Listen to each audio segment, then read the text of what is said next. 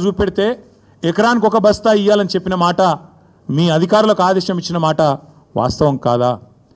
ఎరువులు కూడా పంచే శాతగాని నువ్వు ఇవాళ కేసీఆర్ లాంటి నాయకుడిని పిలిచి చర్చకు రా అని మాట్లాడితే నవ్విపోదురుగాక నాకేమి సిగ్గన్నట్టు ఇంతకంటే హీనమైన పరిస్థితి ఉండదు. అట్లాగే దశాబ్దాలు దగా చేసింది నీ ప్రభుత్వం కాదా? సాగునీటి ప్రాజెక్టులు కట్టకుండా రైతులను ఎండబెట్టి రైతుల ఆత్మహత్యలకు తెలంగాణను కేర్ ఆఫ్ అడ్రస్గా మార్చింది మీరు కాదా? అదే కేసీఆర్ గారు రైతుకు పెట్టుబడి ఇచ్చిండు, ఉచితంగా విద్యుత్ ఇచ్చిండు, చెరువులు నింపే మిషన్ కాకతీయ తెచ్చిండు, చెక్ డ్యాములు కట్టిండు, ఆఖరికి వాగులల్లో కూడా గోదావరి నీళ్ళని తీసుకొచ్చి పోసి ఒక మాంజీరా వాగులో, హల్దీ వాగులో, కొడెల్లి వాగులో వాగులు నింపిన ఘనత కూడా కేసీఆర్ దా కాదా? ఒక్కసారి గుర్తు తెచ్చుకోమని రేవంత్ రెడ్డి గారిని అడుగుతా ఉన్నాం. కరోనా సమయంలో దేశమంతా అతలాకుతలం అవుతుంటే ఆనాడు 7,500 ధాన్యం కొనుగోలు కేంద్రాలు పెట్టి ఆఖరి గింజదాకా కొని రైతులను కంటికి రెప్పలాగా కాపాడుకున్నది కేసీఆర్ కాదా? మార్కెట్ యార్డులకు ఇవాళ ధాన్యం వస్తే ఎక్కడ బోనస్ ఇవ్వాల్సి వస్తుందో అని ఎగ్గొట్టి దాచుకుంటున్నది నీ ప్రభుత్వం కాదా అని నేను అడుగుతా ఉన్నా. అట్లాగే ప్రపంచంలో ఎక్కడన్నా ఉన్నదా రైతు బీమా? ఒక రైతు చనిపోతే 5 లక్షల బీమా ఇచ్చే సంస్కారవంతమైన ప్రభుత్వం ఈ భారతదేశంలో కాదు ప్రపంచంలో ఎక్కడన్నా ఉందా? అది తెచ్చింది కేసీఆర్ కాదా? ఇవాళ రైతు బీమా కూడా ఎగ్గొట్టి గత 3 నెలలుగా ప్రీమియం కట్టకుండా మరి ముఖం చాటేసి వేలాది మంది రైతులు ఉసురు తీస్తున్నది కాంగ్రెస్ ప్రభుత్వం కాదా? ఇట్లా 1-2 కాదు, చెప్తే 100 విషయాలు ఉన్నాయి.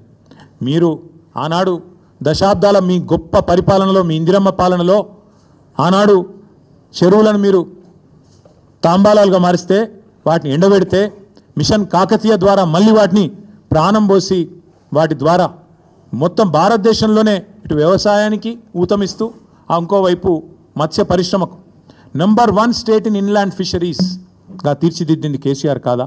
30,000 కోట్ల మత్స్య సంపద సృష్టించింది కేసీఆర్ గారు కాదా?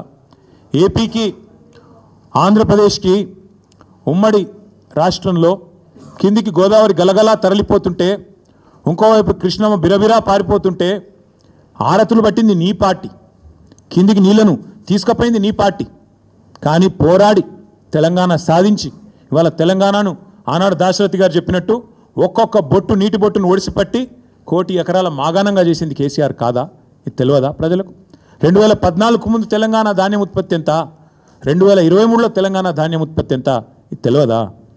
ఇవాళ బనకచర్ల ద్వారా మీ గురువు గారు చంద్రబాబు నాయుడు గారు తెలంగాణ రైతుల గొంతు కోసి మరి గోదావరి నీళ్లను మళ్ళీ కిందికి తీసుకుపోయే ప్రయత్నం చేస్తుంటే మీరు ఎట్లా వంతబాడుతున్నారో తెలంగాణ సమాజం చూస్తలేదా?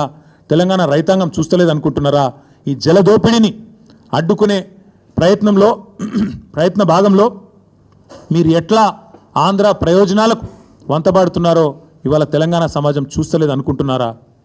ఒక్కసారి గుర్తు చేసుకోండి అని చెప్తా ఉన్నా.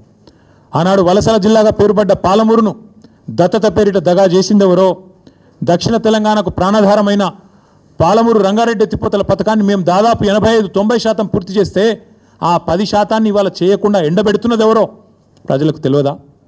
ఆనాడు నల్లగొండ జిల్లా, మా స్రవంతి గారు ఇక్కడే ఉన్నారు, మునుగోడు, ఆ ప్రాంతం మొత్తం ఆనాడు ఫ్లోరైడ్ బాధతో బొక్కలు పూర్తి స్థాయిలో మూలుగ చచ్చిపోయి దారుణంగా తయారైతే ఆ ఫ్లోరైడ్ అనే మహమ్మారిని తరిమి కొట్టింది కేసీఆర్ పరిపాలన కాదా?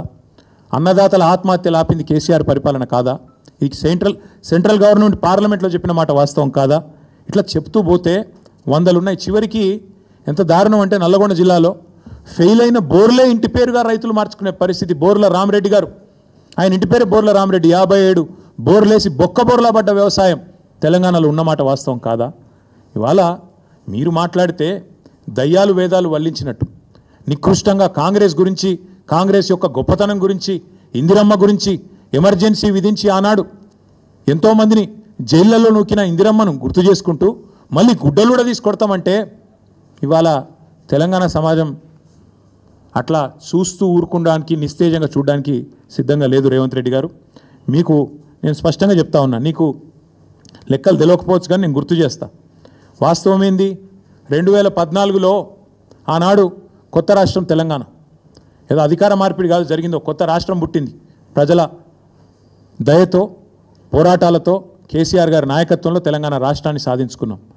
సాధించుకున్న రాష్ట్రంలో మన ఆర్థిక పరిస్థితి మనకు తెలియకపోయినా 2 దఫాల్లో 30,000 కోట్ల రుణమాఫీ చేసింది కేసీఆర్ ప్రభుత్వం కాదా?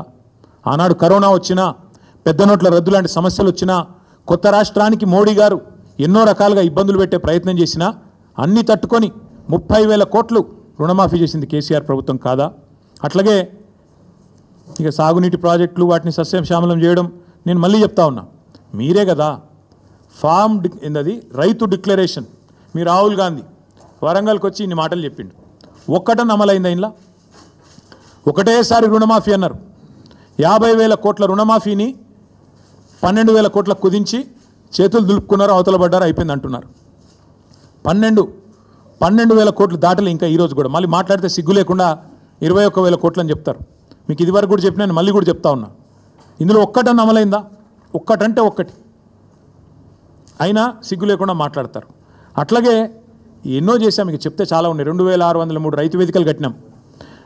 5,000 ఎకరాలకు ఒక్కొక్కరు చొప్పున అగ్రికల్చర్ ఎక్స్టెన్షన్ ఆఫీసర్లను పెట్టినాం. ఏదో మాటలతోనో డైలాగులతోనో కాలేదు తెలంగాణలో వ్యవసాయ విస్తరణ. కేసీఆర్ గారి నాయకత్వంలో అకుంఠిత దీక్షలాగా, ఒక తపస్సులాగా చేస్తే ఇన్ని రంగాల కలబోత, సాగునీరు, విద్యుత్తు, అట్లాగే ఇరిగేషను, ఇవన్నీ కలిస్తే, గ్రామీణాభివృద్ధి కలిస్తే వాటి సమాహారంగా అల్టిమేట్గా తెలంగాణ ఇలా భారతదేశంలో నెంబర్ 1 అయింది. మేము రెడీ. నువ్వు అసెంబ్లీలో పెడతావా చర్చ, లేదా అంబేద్కర్ కాడ పెడతావా, కొండారెడ్డి పల్లెలో పెడతావా, చింతమడకలో పెడతావా, కొడంగల్లో పెడతావా, గజ్వేల్లో పెడతావా, ప్లేసు నీ ఇష్టం, ఎక్కడంటే అక్కడికి వస్తాం. కానీ నువ్వు తప్పించుకపోయే బాబత్ మాకు తెలుసు. నువ్వు గ్యారంటీ ఏం చేస్తావు?